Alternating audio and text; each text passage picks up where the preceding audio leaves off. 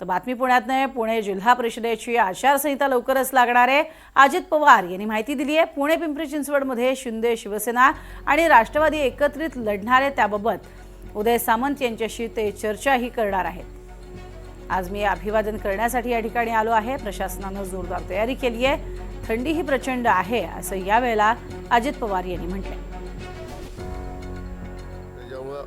असं होता कामा नये की आचारसंहिता लागल्यामुळे कुठली अडचण निर्माण झाली, हे होता कामा नये। याकरता राज्याचे मुख्यमंत्री देवेंद्र फडणवीस असतील, उपमुख्यमंत्री एकनाथराव शिंदे साहेब असतील, आमचे सामाजिक न्याय विभागाचे मंत्री संजय शिरसाट असतील, आम्ही सगळेच असो, त्यामध्ये काळजी जाणीवपूर्वक घेतली गेली आणि ते सगळं पत्रकार, इलेक्ट्रॉनिक प्रिंट मीडिया या नात्याने आपल्यालाही पाहायला मिळते।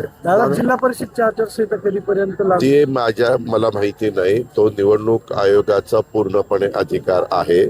निवडणूक आयोग त्याबद्दलचा निर्णय घेईल, परंतु मागे सुप्रीम कोर्टाने सांगितलेलं होतं की 31 जानेवारीच्या आत हे सगळं संपवायचं, परंतु नंतर सुप्रीमने सांगितलं की 50% पुढे आरक्षण जाता कामा नये आणि मोठ्या प्रमाणावर काही विशेषतः विदर्भातला बऱ्याच जिल्हा परिषदा, नंतर उत्तर महाराष्ट्रातल्या जिल्हा परिषदा, आपल्या कोकणातल्या काही जिल्हा परिषद या 50%च्या पुढे, मराठवाड्यातलं मला वाटतं 2 का काहीतरी आहेत, अशा जिल्हा परिषद 50%च्या पुढे आरक्षण गेल्यामुळं ते आरक्षण 50%च्या पर्यंतच घ्यायला सुप्रीम कोर्टाच्या सूचना आहेत।